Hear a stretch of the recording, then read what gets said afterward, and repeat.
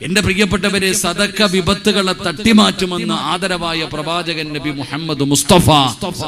അപകടങ്ങളെ തട്ടിമാറ്റുമല്ലോ. എത്ര മക്കളെ, എന്റെ ഒരു അനുഭവം പറയാം.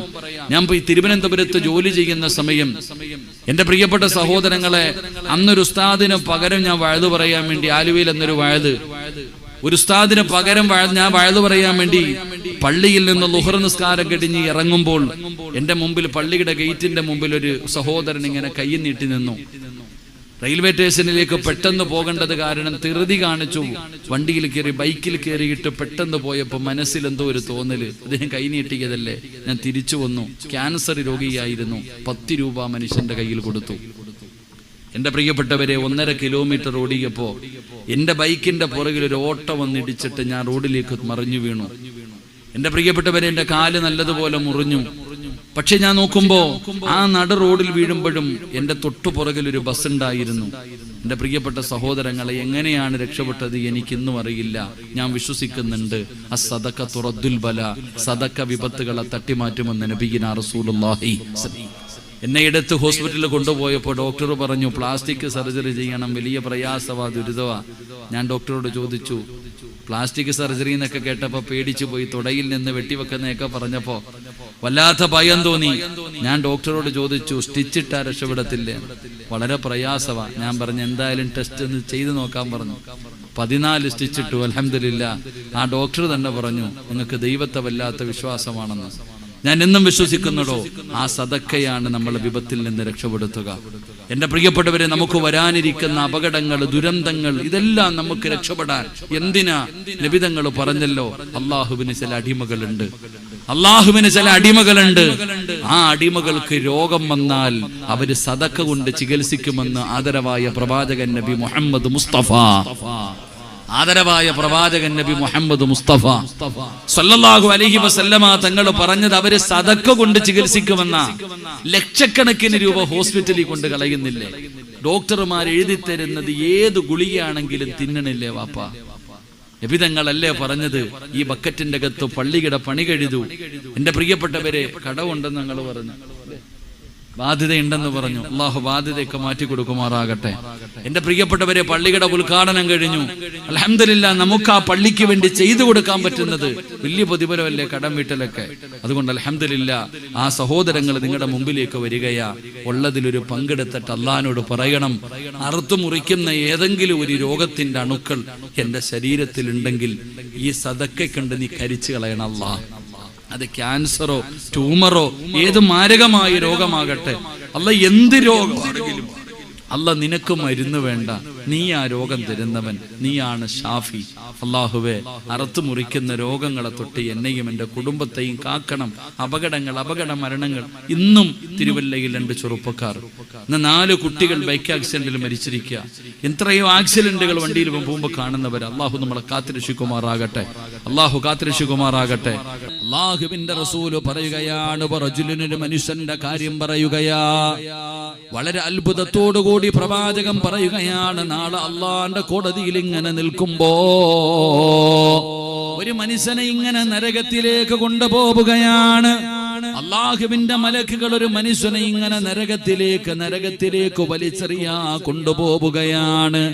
നരകത്തിന്റെ മലക്കുകൾ ഇങ്ങനെ നരകത്തിലേക്ക് കൊണ്ടുപോകുമ്പോ മനുഷ്യന്റെ കണ്ണിൽ നിന്ന് വീണ കണ്ണുനീരുണ്ടല്ലോ. ഒരാളെ നരകത്തിലേക്ക് കൊണ്ടുപോകുന്ന സമയം കണ്ണുനീര് നാളെ വരികയാണ്. നബിതങ്ങൾ പറയുകയാ, കണ്ണുനീര് നാളെ പരലോകത്തേക്ക് കടന്നു വരികയാണ്. ആ മനുഷ്യന്റെ കയ്യിൽ കയറി പിടിക്കുകയാണ്. നരകത്തിലേക്ക് വലിച്ചെറിയാൻ കൊണ്ടുപോകുന്ന മനുഷ്യന് ആ മനുഷ്യന്റെ കണ്ണുനീര് വന്നിട്ട് അവൻ അല്ലാഹുവിനെ ഭയന്നുകൊണ്ട് കരഞ്ഞ കണ്ണുനീരുണ്ടല്ലോ. ദുആ ചെയ്യുന്ന സമയത്ത് കരഞ്ഞ കണ്ണുനീരുണ്ടല്ലോ. ആ കണ്ണുനീര് വന്നിട്ട് അവന്റെ കയ്യിൽ പിടിക്കുകയാ. ഇവനെ നരകത്തിലെറിയാൻ അനുവദിക്കൂല. ഇവനെ നരകത്തിലെറിയാൻ സമ്മതിക്കൂല. പടച്ചവനെ ആ കണ്ണുനീര് വഅഹദ ബിയദിഹി അഹ്ലൽ ജന്ന, ആ കണ്ണുനീരവനെ സ്വർഗത്തിൽ കൊണ്ടുപോകുമെന്ന് നബി മുഹമ്മദ് മുസ്തഫ സല്ലല്ലാഹു അലൈഹി വസല്ലമ തങ്ങൾ പറയുകയാണ്. ഒരാളെ സ്വർഗത്തിൽ കൊണ്ടുപോകുന്നത് ഒരു തുള്ളി കണ്ണുനീരാണോ? ഒരു മനുഷ്യന്റെ കണ്ണിൽ നിന്ന് വീണ കണ്ണുനീർ, അല്ലാഹുവിനെ ഭയന്നുകൊണ്ട് കരഞ്ഞ കണ്ണുനീരുണ്ടല്ലോ, ആ മനുഷ്യനെ സ്വർഗത്തിലേക്ക് കൊണ്ടുപോകുമെന്ന് നബി മുഹമ്മദ് മുസ്തഫ സല്ലല്ലാഹു അലൈഹി വസല്ലമ തങ്ങൾ പറയുമ്പോ എന്റെ പ്രിയപ്പെട്ടവരോട് പറയുന്നു, സഹോദരാ കരയടേ, സഹോദരാ കരയടേ, ഉമ്മമാരെ കരയണേ. എപ്പോഴാണ് കരയേണ്ടതെന്നറിയോ? റസൂലുള്ളാഹി തങ്ങൾ പറയുന്നു, സ്വഹാബാ ദുആ ചെയ്യുന്ന സമയത്ത് നിങ്ങൾ കരയണേ, ദുആ ചെയ്യുന്ന സമയത്ത് നിങ്ങൾ കരയണേ. റസൂലുള്ളാഹി പറയുകയാ, ദുആ ചെയ്യുന്ന സമയത്ത് നിങ്ങൾ കരയണേ. കരച്ചല് വരുന്നില്ലേ, കരച്ചല് വരുന്നില്ലേ? ഫഇല്ലം തബകൂ ഫതബാകൂ, നിങ്ങൾ അഭിനയിക്കണേ വാപ്പാ, കരയുന്നവനെ പോലെ അഭിനയിക്കണേ. ദുആ ചെയ്യുന്ന സമയത്ത് കരച്ചൽ വരുന്നില്ല, ചെയ്തു പോയ പാപങ്ങൾ ഓർത്തിട്ട് കരയാൻ പറ്റുന്നില്ല, നിന്റെ മനസ്സ് കരിമ്പാറയെ പോലെ ആയിരിക്കുകയാണ്. എങ്കിലും നീ അഭിനയിക്കൂ, എങ്കിലും നീ കരയുന്നവനെ പോലെ അഭിനയിക്കൂ. അതിനും പറ്റുന്നില്ലേ ചെറുപ്പക്കാരാ? ഫഇന്ന അഹ്ലന്നാരി യബ്കൂ, നരകവാസികൾ കരയുകയാ, നരകവാസികൾ കരയുകയാ.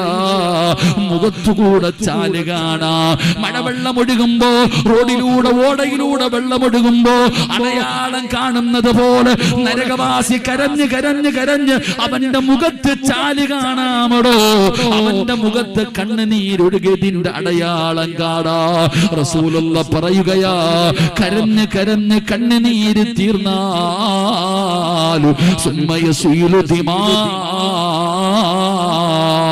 പിന്നെ രക്തമാ ഒഴുകുന്നത്, പിന്നെ അവന്റെ കണ്ണിലൂടെ രക്തമാണ് ഒഴുകുന്നത്. അതുകൊണ്ട് നബി തങ്ങൾ പറയുകയാ, നിങ്ങൾ ദുആ ചെയ്യുന്ന സമയത്ത് നിങ്ങൾ കരയണേ. പറയാ, നിങ്ങൾ ദുആ ചെയ്യുന്ന സമയത്ത് കരയ്. പറ്റുന്നില്ലേ? അഭിനയിച്ചു കൊള്ളാൻ നബിയിനാ റസൂലുള്ളാഹി തങ്ങൾ പറയുന്ന കരച്ചിൽ വരുന്നില്ലേ? അഭിനയിച്ചോ, നീ കരയുന്നവനെ പോലെ നീ അഭിനയിക്ക്, എങ്കിലും നീ രക്ഷപ്പെടും. അല്ലാഹു ഭാഗ്യം തരുമാറാകട്ടെ, അല്ലാഹു ഭാഗ്യം തരുമാറാകട്ടെ. ഉസ്താദന്മാരൊക്കെ ചുമ്മാ അഭിനയിക്കുക, കരയുന്ന എന്ത് അവസ്ഥമാരെ തങ്ങന്മാരൊക്കെ കരയണേ, നിങ്ങൾക്ക് എന്തിനാ ചോദിക്കണില്ലേ? അത് വെറുതെ അല്ലടോ, നബി തങ്ങളാ പറഞ്ഞ് അഭിനയിക്കാൻ. കരച്ചില് വരുന്നില്ലെങ്കിൽ അഭിനയിക്ക്. അല്ലാഹുവിന്റെ മുമ്പിൽ ചെയ്തു പോയ പാപങ്ങൾ, എത്ര പാപം ചെയ്തവരാ നമ്മളൊക്കെ മഹാന്മാരാ? താടിയും തഴമ്പൊക്കെ വെച്ചുകൊണ്ട് വലിയ ആലിമീങ്ങളും വലിയ പണ്ട് മഹാന്മാരാണോ? അല്ലാഹുവിന്റെ റസൂൽ സല്ലല്ലാഹു അലൈഹി വസല്ലം തങ്ങൾ പറഞ്ഞു, കുല്ലു ബനി ആദമ ഖത്താഉൻ വഖൈറുൽ ഖത്താഈന തവ്വാബൂൻ. ആദമിന്റെ മക്കൾ മുഴുവനും പാപം ചെയ്യുന്നവരാ, വലിയ മഹാന്മാരൊന്നുമല്ല. എടാ, എല്ലാരും പാപം ചെയ്യും, ഞാനും ചെയ്യും, നിങ്ങളും ചെയ്യും, എല്ലാവരും പാപം ചെയ്യുന്നവരാ. പാപം ചെയ്യാത്ത ആരുമില്ല, മാസൂമികളൊന്നുമല്ല. നമ്മൾ എല്ലാവരും തെറ്റ് ചെയ്യുന്നവരാ. അല്ലാഹു പുറത്തിരുമാറാകട്ടെ, അല്ലാഹു പുറത്തിരുമാറാകട്ടെ. ഇവിടെ നമ്മളൊക്കെ തെറ്റ് ചെയ്യുന്നവരാ. പക്ഷെ തെറ്റ് ചെയ്യുന്നവരിൽ ഏറ്റവും നല്ലവനാരാ? ചുമന്നുകൊണ്ട് നടക്കുന്നവനല്ല, പാപം ചുമന്ന് നടക്കുന്നവനല്ല. തെറ്റ് ചെയ്യുന്നവരിൽ നല്ലവനുണ്ടോ? ആ നല്ലവനാരാ?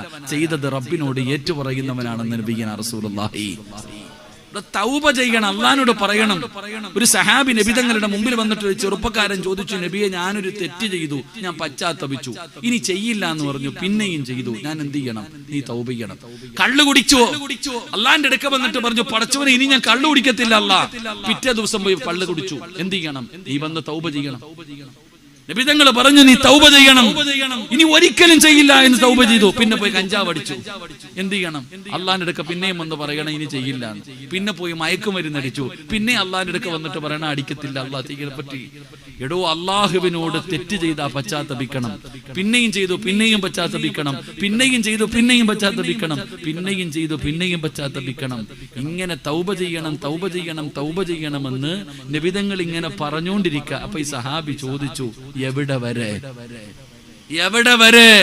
അപ്പോഴാ നബി തങ്ങൾ പറഞ്ഞത്, ഇബ്ലീസ് അല്ലേ പാപം ചെയ്യിപ്പിക്കുന്നത്, അവന് മനസ്സിലാകണം ഇവനെ കൊണ്ട് ചെയ്യിപ്പിച്ചിട്ട് കാര്യമില്ല എന്ന്.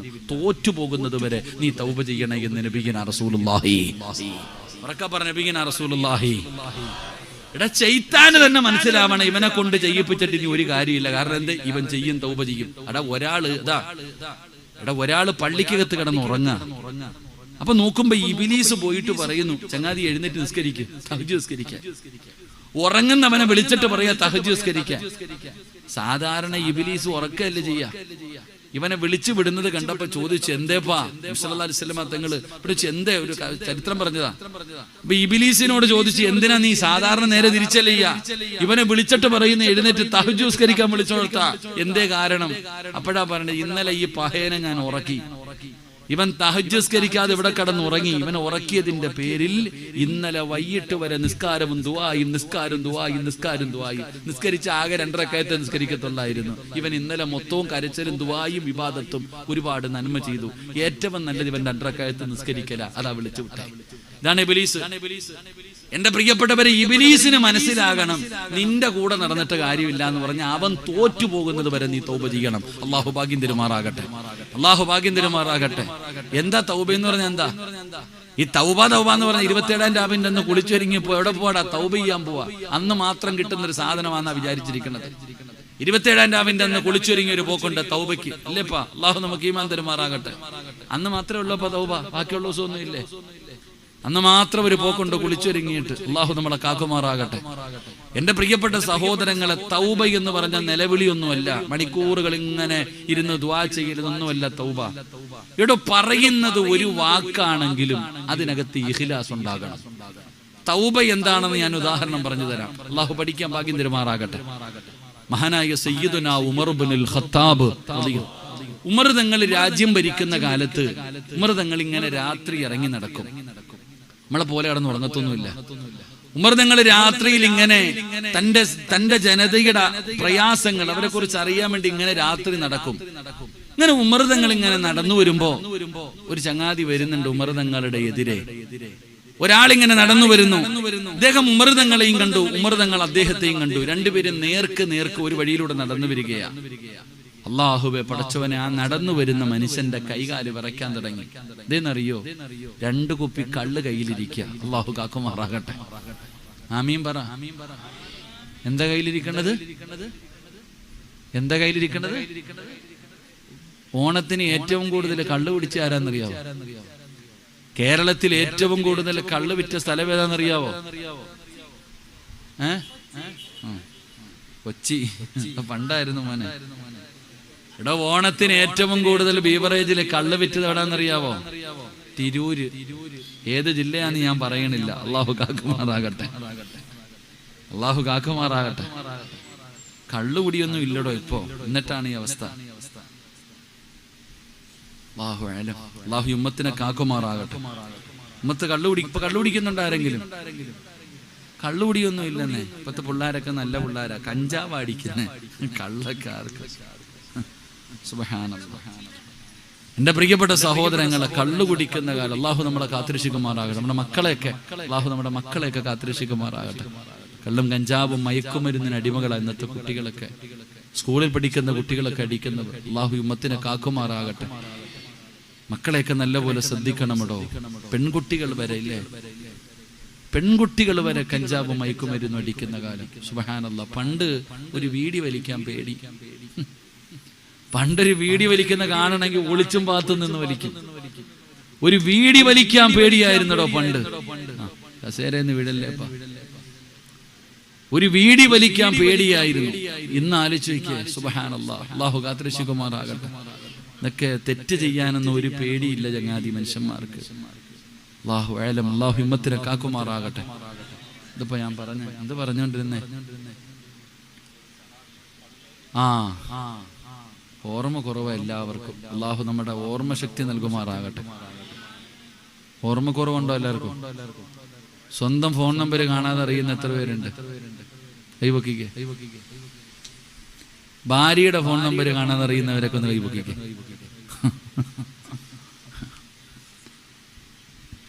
അള്ളാഹു നമുക്ക് ഓർമ്മശക്തി, അതെന്തിനാ ഉസ്താദല്ലേ ഫോൺ നമ്പരൊക്കെ ഓർത്ത് വെക്കണേ എന്തിനാ? അള്ളാഹു നമുക്ക് ഓർമ്മശക്തി നൽകി അനുഗ്രഹിക്കുമാറാകട്ടെ. കാലി കിടക്കണ ചെരുപ്പിലൊന്ന് നോക്കിക്കുക എല്ലാവരും. എന്റെ അല്ല, നിങ്ങളുടെ. കാലി കിടക്കണ ചെരുപ്പിൽ നോക്കിയോ? അവിടെ തന്നെ നോക്കിയാ നിറമിൽ കറുത്ത ചെരുപ്പു നീ ധരിക്കല്ലേ, അതിനാനനുസിയാൻ വന്നിടും കളിയല്ലേ. ഏത് ചെരുപ്പ്? ഏത്? നിറമിൽ കറുത്ത ചെരുപ്പു നീ ധരിക്കല്ലേ. ചെരുപ്പ് കച്ചവടക്കാരന്റെ തല. എന്റെ കൂടെ വന്നവൻ തന്നെ ഒരു കച്ചവടക്കാരനാ. അള്ളാഹു ബർക്കത്ത് ചെയ്യുമാറാകട്ടെ. മഴ പെയ്യുന്നുണ്ടോ? അൽഹംദുലില്ലാഹ്. എല്ലാകത്ത് കയറുമല്ലോ. അള്ളാഹു ബർക്കത്ത് ചെയ്യുമാറാകട്ടെ. അല്ല, ഇടിവെട്ടി പെയ്യട്ടെ. അള്ളാഹു ബർക്കത്ത് ചെയ്യുമാറാകട്ടെ. അങ്ങനെയെങ്കിലും ഞാൻ പറഞ്ഞില്ല, കേറും ഇൻഷാ അല്ലാഹ്. ആമീൻ പറയാൻ നല്ലവര് മാത്രം മതി. മഴ പെയ്യുന്ന സമയത്ത് ദുആയ്ക്ക് ഉത്തരമുണ്ടെന്ന് അള്ളാഹു സ്വീകരിക്കുമാറാകട്ടെ. അപ്പൊ ഉമർ തങ്ങളുടെ എതിരെ നടന്നു വരുന്ന മനുഷ്യന്റെ കയ്യിൽ 2 കുപ്പി കള്ളും പിടിച്ചോണ്ടാ വരണേ. ഇയാളുടെ സങ്കടം എന്തെന്നറിയോ? അള്ളാഹ് ഉമറാ വരണേ. ഉമർ തങ്ങൾ എന്ന് പറഞ്ഞാൽ പെട്ടൊന്ന് തുണ്ടന്നുണ്ട്, ഒരൊറ്റ കരുണയില്ല ചങ്ങാതിക്ക്. ഉമർ തങ്ങളാണെങ്കിൽ വിട്ടുവീഴ്ച ചെയ്യാത്ത ഒരു ഭരണാധികാരിയാ. ഇയാളുടെ സങ്കടം എന്തെന്നറിയോ? ഉമർ തങ്ങൾ വിചാരിച്ചിരുന്നത് ഇയാള് നല്ല മനുഷ്യനാണെന്ന ഉമർ തങ്ങൾ വിചാരിച്ചിരിക്കുന്നത്. കോലം കൊണ്ട് അല്ലാഹു കാക്കുമാറാകട്ടെ. ഉണ്ടല്ലോ, കോലം കൊണ്ട് നല്ലതാണെന്ന്. അപ്പൊ ഇയാൾക്ക് ഭയങ്കര സങ്കടമായി. അപ്പൊ ഈ മനുഷ്യൻ എന്ത് ചെയ്തെന്നറിയോ? നടന്നു വരുന്ന വഴിയിൽ കണ്ണ് 2 അടച്ചു പിടിച്ചു. കണ്ണ് 2 അടച്ചു പിടിച്ചിട്ട് ഈ മനുഷ്യൻ അള്ളാഹിനോട് പറഞ്ഞു, പടച്ചവനെ, ഞാൻ ചെയ്യുന്നത് തെറ്റാ, ഞാൻ സമ്മതിച്ചു. ഞാൻ ചെയ്യുന്നത് തെറ്റാണ് റബ്ബേ, ഞാൻ സമ്മതിച്ചു. ഇന്ന് ഉമറിന്റെ മുമ്പിൽ നിന്ന് നീ എന്നെ രക്ഷപ്പെടുത്തിയാൽ ഇനി മരിക്കുന്ന കാലം വരെ ഞാൻ കൈകൊണ്ടുപോലും തൊടില്ല. ഒറ്റ വാക്കേ പറഞ്ഞു. 2 കുപ്പി കള്ളും കയ്യെ പിടിച്ചിട്ട് ഈ മനുഷ്യൻ പറഞ്ഞു, ഞാൻ ചെയ്തത് തെറ്റാ, സമ്മതിച്ചു. ഇന്ന് ഉമറിന്റെ മുമ്പിൽ നിന്ന് പിടിക്കപ്പെടരുത്, എന്നെ നീ രക്ഷപ്പെടുത്തണം. രക്ഷപ്പെടുത്തിയ മരിക്കുന്ന കാലം വരെ ഞാൻ കൈകൊണ്ടുപോലും ഇനി തൊടില്ല അല്ലാഹ്. പറഞ്ഞു തീർന്നതും ഉമർ തങ്ങൾ സലാം പറഞ്ഞു. നടന്നു വരുന്ന വഴിയിലാ ഇത് പറഞ്ഞോണ്ട് വരുന്നേ. ഉമർ തങ്ങൾ സലാം പറഞ്ഞു. വഅലൈക്കും സലാം. എന്താ കയ്യില്? ആ മനുഷ്യൻ പറഞ്ഞടോ, എന്റെ കയ്യിലിരിക്കുന്നത് സുറുക്കയാ. കള്ളാണെന്നുറപ്പാ. കള്ളാണ് കയ്യിലിരിക്കുന്നത്. ആ മനുഷ്യൻ പറഞ്ഞു, എന്റെ കയ്യിലിരിക്കുന്നത് സുറുക്കയാ. ഉമർ തങ്ങൾ ഇങ്ങോട്ട് താന്ന് പറഞ്ഞു മേടിച്ച് തുറന്നു നോക്കി. ആ കള്ള് സുറുക്കയായി മാറി. അല്ലാഹു ഈമാൻ നൽകുമാറാകട്ടെ. അല്ലാഹു ഈമാൻ നൽകുമാറാകട്ടെ. എങ്ങനെ മാറിയിടോ ഇത്? ഇതെങ്ങനെ മാറി? ആ മനുഷ്യൻ പറഞ്ഞ ഒരു വാക്ക്, അല്ലാഹുവേ, നീ എന്നെ രക്ഷപ്പെടുത്തണം. അതാ ഇഖ്ലാസ്. അതിനാണ് ഇഖ്ലാസ് എന്ന് പറയുന്നത്. അത് മാത്രമല്ല, ഞാൻ അത്ഭുതപ്പെടുന്നത് എന്ത് ധൈര്യത്തിലായിരിക്കും ഈ മനുഷ്യൻ പറഞ്ഞിട്ടുണ്ടാവുക. കള്ളെങ്ങനെ സുറുക്കയാവും ചങ്ങാതി? എങ്ങനെ പറഞ്ഞിട്ടുണ്ടാകും? അവൻ അല്ലാഹുവിൽ വെച്ച പ്രതീക്ഷ. അതാണ് വിശ്വാസം. അതാണ് വിശ്വാസം. എന്റെ റബ്ബെന്നെ കൈവിടില്ല എന്നുള്ള ഒരു ഉറച്ച യഖീൻ, ഒരു വിശ്വാസം. എന്റെ പ്രിയപ്പെട്ടവർ, ഇതിനാണ് തൗബ എന്ന് പറയുന്നത്. അല്ലാഹു ഈമാൻ നൽകുമാറാകട്ടെ. അല്ലാഹു ഈമാൻ നൽകുമാറാകട്ടെ. എന്റെ പ്രിയപ്പെട്ടവരെ, ഒരു ചരിത്രം കൂടെ പറയാ. മഹാനായ കലീമുല്ലാഹി മൂസാ നബി അലൈഹിസ്സലാം. മൂസാ നബി അലൈഹിസ്സലാമിന്റെ കാലഘട്ടത്തിൽ ജനങ്ങൾ വന്നിട്ട് പറയുന്നു, നബിയേ, വല്ലാത്ത ക്ഷാമമാ, വെള്ളത്തിന് വല്ലാത്ത ക്ഷാമമാ, കുടിക്കാൻ വെള്ളമില്ല. മൃഗങ്ങൾക്ക് പോലും, നാൽക്കാലികൾക്ക് പോലും കുടിക്കാൻ വെള്ളമില്ലാതെ വല്ലാതെ പ്രയാസമാണ്. മഴ പെയ്യാ ദുആ ചെയ്യണം, മഴ പെയ്യാ ദുആ ചെയ്യണം. മൂസാ നബി പറഞ്ഞു, എല്ലാവരോടും ഒരു സ്ഥലത്ത് ഒരുമിച്ച് കൂടാൻ, ഒരു സ്ഥലത്ത് ഒരുമിച്ച് കൂടാ. മൂസാ നബി പറയുകയാണ്. പറഞ്ഞ ദിവസം ജനങ്ങൾ മുഴുവനും ഒരുമിച്ച് കൂടി. അതാ മൂസാ നബി അലൈഹിസ്സലാം അല്ലാഹുവിനോട് ദുആ ചെയ്യുന്നു, അല്ലാഹ് മഴ തരണേ അല്ലാഹ്. പടച്ച റബ്ബിന്റെ ദർബാറിലേക്ക് കൈകൾ ഉയർത്തിയിട്ടു മൂസാ നബി അവിടുന്ന് ദുആ ചെയ്യുമ്പോ അവിടുന്ന് വിളിച്ചു പറയുന്നു, മൂസാ, മഴ തരൂല മൂസാ, ദുആ സ്വീകരിക്കില്ല മൂസാ. കാരണം എന്തെന്നറിയോ? നിന്റെ മുമ്പിൽ മുമ്പിലിരിക്കുന്ന ജനങ്ങളുടെ നടുവില് 40 കൊല്ലമായിട്ട് അല്ലാഹനെ മറന്നു നടക്കുന്ന ഒരു മനുഷ്യനിരിപ്പുണ്ട്. 40 വർഷമായിട്ട് അല്ലാഹനെ ധിക്കരിച്ചുകൊണ്ട് നടക്കുന്ന ഒരുത്തൻ നിന്റെ മുമ്പിലിരിക്കുന്നുണ്ട്. അവനോട് എഴുന്നേറ്റ് പോകാൻ പറ, ഇല്ലാതെ ദുആ സ്വീകരിക്കില്ല മൂസാ. മൂസാ നബി അലൈഹിസ്സലാം അവിടുന്ന് വിളിച്ചു പറയുകയാണ്. തന്റെ മുമ്പിൽ 70,000-ഓളം വരുന്ന ജനത ഇരിക്കുകയാണ്. മൂസാ നബി പറഞ്ഞു, 40 കൊല്ലമായി അല്ലാഹുവിനെ മറന്നു നടക്കുന്ന ആരോ ഈ സദസ്സിലുണ്ട്. എഴുന്നേറ്റ് പോകണേ, എഴുന്നേറ്റ് പോകണേ. മൂസാ നബി പറയുമ്പോ ജനങ്ങൾ നോക്കുന്നു, ആരാ? അല്ലാഹ്. 40 കൊല്ലമായിട്ട് അല്ലാഹനെ മറന്നു നടക്കുന്ന മനുഷ്യനാരാ? 4 ഭാഗത്തേക്കും ജനങ്ങളെ നോക്കുകയാണ്. ഒരാളും എഴുന്നേക്കുന്നില്ല. ആ 40 കൊല്ലമായിട്ട് അല്ലാഹനെ മറന്നു നടക്കുന്ന മനുഷ്യൻ ചിന്തിച്ചു, പടച്ചവരെ എന്നെ കുറിച്ചാണ് പറയുന്നത്. ഞാൻ ഇവിടെ നിന്ന് എഴുന്നേറ്റു പോയാ നാട്ടുകാരറിയുമല്ലോ, നാണംകെടുമല്ലോ. എഴുന്നേറ്റു പോകാതെ ഇരുന്ന മഴ തരില്ലല്ലോ അല്ലാഹ്. ആ മനുഷ്യൻ ചിന്തിച്ചു, പടച്ചവരെ ഞാൻ ഇത്രയും വലിയ പാപിയാണോ? ഞാൻ ഇത്രയും വലിയ തെറ്റുകാരനാണോ? ആ മനുഷ്യന് പശ്ചാത്താപം തോന്നിയതോ? ആ മനുഷ്യന് നന്നാകണമെന്ന് തോന്നുകയാണ്. ആ മനുഷ്യൻ എന്ത് ചെയ്തെന്നറിയോ? തല രണ്ടും താഴ്ത്തി പിടിച്ചിട്ട് അല്ലാഹുവിനോട് പറഞ്ഞു, അല്ലാഹ്, ചെയ്തത് മുഴുവനും പാപമാണ് റബ്ബേ. സമ്മതിക്കുന്നു പടച്ചവരെ, സമ്മതിക്കുന്നു പടച്ചവരെ. എങ്ങനെയാണ് തൗബ ചെയ്യേണ്ടതെന്ന് പോലും എനിക്കറിയില്ല. എങ്ങനെയാണ് നിന്നോട് ഏറ്റു പറയേണ്ടത് പോലും എനിക്കറിയില്ല. അല്ലാഹുവേ, ഇനി ഒരിക്കലും ചെയ്യില്ല അല്ലാഹ്. ഇനി ഒരിക്കലും നിന്നെ മറക്കില്ല അല്ലാഹ്. ആ മനുഷ്യൻ അല്ലാഹുവിനോട് തൗബ ചെയ്യുകയാണ്. എന്നിട്ട് ആ മനുഷ്യൻ പറഞ്ഞു, പടച്ചവരെ മഴ തരണേ അല്ലാഹ്. 40 കൊല്ലം അല്ലാഹുവിനെ മറന്നു നടന്നവന് തൗബ ചെയ്തിട്ട് പടച്ചവരോട് പറയുകയാ, മഴ തരണേ അല്ലാഹ്, മഴ തരണേ അല്ലാഹ്. ദുആ ചെയ്ത് കഴിയുമ്പോ ആകാശത്ത് കാർമേഘം കടന്നു വരികയാണ്. മഴയുടെ അടയാളം കാണുകയാണ്. ജനങ്ങൾ മുഴുവനും എഴുന്നേറ്റ് ഓടുകയാണ്. ആകാശത്ത് നിന്ന് മഴത്തുള്ളികൾ ഭൂമിയുടെ മടിത്തട്ടിലേക്ക് പെയ്തിറങ്ങി എന്ന ചരിത്രം പറയുമ്പോ മൂസാ നബി ചിന്തിക്കുന്നു, റബ്ബേ, ആരും പോയില്ലല്ലോ അല്ലാഹ്, ആരും എഴുന്നേറ്റില്ലല്ലോ. പിന്നെ എങ്ങനാ മഴ പെയ്തത്? പിന്നെ എങ്ങനാ മഴ പെയ്തത്? മൂസാ നബിയേ, ആ 40 കൊല്ലം അല്ലാഹനെ മറന്നു നടന്നവന് തൗബ ചെയ്തതിന്റെ സന്തോഷത്തിൽ അല്ലാഹു മഴ തന്നതാ. പറഞ്ഞത് വാക്കാ, പറഞ്ഞത് ഒരു വാക്കാ. അതിനാണ് ഇഖ്ലാസ് എന്ന് പറയുന്നത്. വെറുതെ കിടന്ന് പൊറുക്കല്ലാ, പൊറുക്കല്ലാ, പൊറുക്കല്ലാ എന്ന് വെറുതെ പറഞ്ഞിട്ട് കാര്യമില്ല. പറയേണ്ടതുപോലെ പറയണേ വാപ്പാ. പൊറുക്കന്റെ പാപം, അല്ലാഹുവിന്റെ മുമ്പിൽ ചെയ്തു പോയ പാപങ്ങളോരോ നീ കരയേണ്ടതാ. വിജനസ്ഥലം മതി ഏറ്റവും പറ്റുന്നതാ. നീ ചെയ്ത തെറ്റിൻ രാഴമോർത്തിട്ടുണ്ടടാ. നടി നിറയട്ട മണ്ണാൽ നിന്റെ മുഴുവൻ തലമുടി. ഇത് കണ്ടു നിന്നോ അലിവ് റബ്ബിനു തോന്നണോ? പടിവാതിലൊഴിയാതെവിടെയും നീ കരയടേ.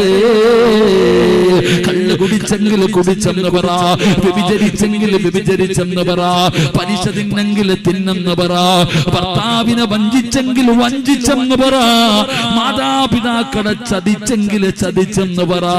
അല്ലാഹുവിനോട് പറയണം ഓരോ പാപവും ഏറ്റേറ്റ്. അല്ലാഹുവിനോട് പറയണം ചെയ്തു പോയ പാപങ്ങൾ എണ്ണി എണ്ണി പറയണം. ചുമ്മാതെ പറഞ്ഞിട്ട് കാര്യമില്ല. എങ്ങനെ ദുആ ചെയ്യണമെന്നറിയോ? പൊറുക്കന്റെ പാപമോ സയ്യിദീ വെറുക്കാതെ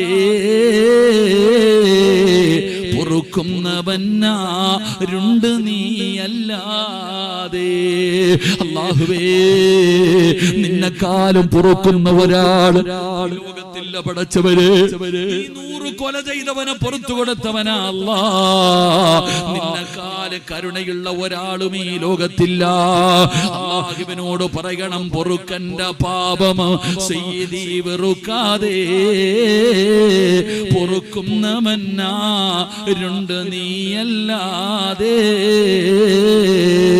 ഇഹലോക ആർഭാടങ്ങളെന്നെ വലച്ചതാ, നഫ്സെന്നെ ഉന്തി തള്ളിവിട്ടു ചതിച്ചതാ. ദുനിയാവിന്റെ ആഡംബരം കണ്ട് ചെയ്തു പോയതാ അല്ലാ. ഇബ്ലീസ് ചതിച്ചതാ അല്ലാ, ഇബ്ലീസ് പറ്റിച്ചതാ അല്ലാ, എന്റെ നഫ്സെന്നെ പിഴപ്പിച്ചതാ അല്ലാ. അല്ലാതെ ധിക്കരിച്ചല്ല റബ്ബേ നിന്നെ, അതുകൊണ്ട് ആട്ടരുതിലാഹേ എന്നെ. നീ കാണുന്നെന്ന് എനിക്കറിയാ, നീ കാണുന്നെന്ന് എനിക്കറിയാ, എന്നിട്ട് ചെയ്തത് ധിക്കാരമല്ല. എന്ത് ചെയ്താലും നീ കാണുമെന്ന് എനിക്കറിയാ, എന്നിട്ടും നീ കണ്ടാലും എനിക്കൊരു ചുക്കുമില്ലാതെ പറഞ്ഞിട്ട് ചെയ്തതല്ല അല്ലാ. പെട്ടുപോയി തമ്പുരാനെ, ചെയ്തുപോയി തമ്പുരാനെ, എന്നെ ആട്ടിക്കളയല്ലേ റബ്ബേ എന്ന് റബ്ബിനോട് പറഞ്ഞുകൊണ്ട് ദുആ ചെയ്യണം.